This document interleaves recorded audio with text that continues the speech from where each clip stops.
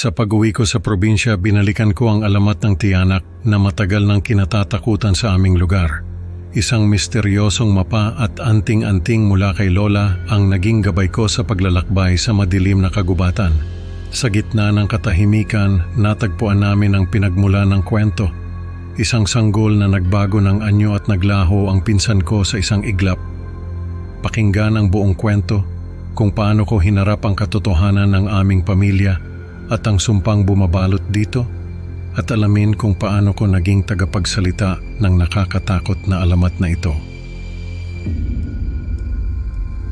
Awi sana ako sa amin ngayong Pasko. Matagal-tagal na rin akong hindi nakakauwi sa amin. Nung huling uwi ko, siguro mga 4 na taon na ang nakararaan. May hinahanap kasi ako noon, naalala ko lang bigla. Nung mga bata pa kami, mahilig kaming takutin ng mga nakatatanda sa amin na kapag hindi kami umuwi ng maaga ay kukunin kami ng tiyanak. Siyempre takot naman kami. Sino ba naman ang hindi matatakot sa tiyanak? Ang sabi nila, yung tiyanak daw sa amin ay may pinagmumulan. May isang lugar sa kagubatan na may nakabaong sanggol at yun ang tiyanak. Kapag daw nahukay mo yung sanggol ay mawawala na yung tiyanak. Nung mga teenager na kami, para bang kwento na lang sa amin yung tiyanak. Parang wala na kaming pakialam, pero may isang insidente na nagpagising sa amin. May batang nawala at sabi ng mga matatanda ay kinuha ng tiyanak. Doon ako nagsimulang matakot ulit at mainteres sa alamat ng tiyanak sa amin. Bago mamatay si Lola, may binigay siya sa akin na anting-anting. Sabi niya proteksyon daw ito laban sa tiyanak. Kapag daw nag-alay ng kandila doon sa pinagmumulan ng tiyanak, ay mapapalaya ang mga kaluluwa ng mga batang nakuha nito. Kaya nung huling uwi ko, ay balak kong hanapin yung pinagmumulan ng tiyanak. Kasama ko noon yung pinsan kong galing sa syudad. Sabi ko sa kanya, para kaming Dora the Explorer. Kailangan naming hanapin yung pinagmumulan ng tiyanak. May binigay sa aking mapa si Lola bago siya mamatay. Sabi niya, yun daw ang mapa na ginamit ng lolo para mahanap yung tiyanak. Lumang-luma na yung mapa. Halos hindi na nga mabasa yung mga nakasulat. Pero sinubukan pa rin namin. Naglakad kami sa kagubatan. Ang dilim-dilim tapos yung mga puno parang nakatingin sa amin. Sabi sa mapa, may isang puno na may nakaukit na pangalan ng isang tao. Doon daw nagsisimula ang mga bakas ng paa ng bata. Nakita namin yung puno. May nakaukit ngang pangalan pero hindi na mabasa.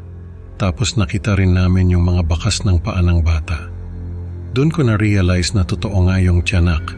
Kasi kung hindi totoo, bakit may mga bakas ng paa ng bata? At saka yung mga kandilang patay na. Ibig sabihin, may mga nag-aalay na ng kandila doon sa pinagmumulan ng tiyanak. Pero hindi lang nila sinasabi. Sinundan namin yung mga bakas ng paa ng bata hanggang sa makita namin yung sanggol.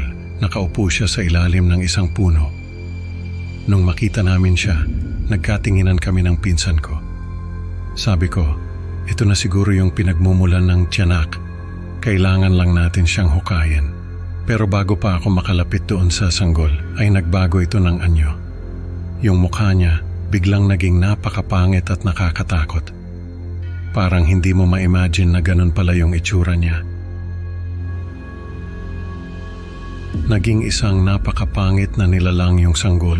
Tumayo siya at tumingin sa amin. Doon ko lang napansin na yung mga hayop sa gubat ay biglang natahimik. Wala akong marinig na kahit anong ingay. Tapos biglang tumawa yung tiyanak. Nakakabingi yung tawa niya, parang umaalingaw-ngaw sa buong kagubatan. Napatakip ako ng tenga at napapikit. Nung imulat ko yung mga mata ko ay wala na yung pinsan ko. Grabe, sobrang gulat ko. Parang hindi ko alam kung saan siya nagpunta. Para bang nawala siya sa isang iglap. Tinawag ko siya pero wala akong narinig na sagot. Nung tumingin ulit ako doon sa tiyanak ay wala na rin ito. Ako na lang mag-isa ang nandun. Natakot ako kaya tumakbo ako pa uwi. Hindi ko na hinanap yung pinsan ko. Hindi ko na rin hinukay yung tiyanak, takot na takot ako. Pagbalik ko sa bayan, ay sinabi ko sa mga tao yung nakita ko. Ako na yung bagong tagapagsalita ng alamat ng tiyanak.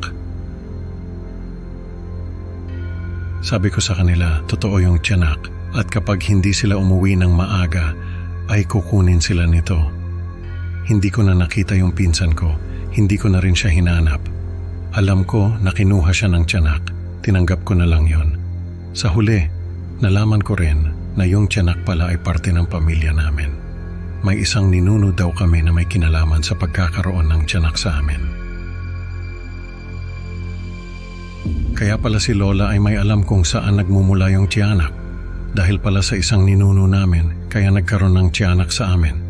Kaya pala may anting-anting si Lola. Dahil siya at si Lolo ay ilang beses nang sinubukang mapuksa yung tiyanak. Pero sa huli, ay nabigo rin sila. Siguro ay sa susunod na henerasyon na lang. Pasa-pasa lang yung takot sa amin. Pero sana ay mapuksa rin ang tiyanak na yon. Bago pa man lang ay makakuha ito ng mas marami pang biktima. Ako na rin yung tagapagsalita ng mga alamat sa amin. Ako yung nagkukwento sa mga bata ng mga alamat para hindi nila makalimutan ang mga ito. Gusto kong ipasa yung takot at aral sa susunod na henerasyon. Sa panahon kasi ngayon, parang nawawala na yung mga alamat. Nawawala na yung mga kwento. Nawawala na yung kultura. Ayokong mangyari yun sa amin. Kaya ako na yung nagkukwento sa mga bata. Para kahit papaano ay maipasa nila yung mga kwento sa mga susunod na henerasyon. Minsan ang mga alamat ay hindi lang kwento, ito'y babala. Sa ating kwento natutunan ng bida na ang tiyanak ay hindi dapat binabaliwala. Salamat sa pakikinig mga kaibigan. Huwag kalimutang i-like at i-subscribe ang Creepy Pinoy Stories para sa mas marami pang nakakatakot na kwento.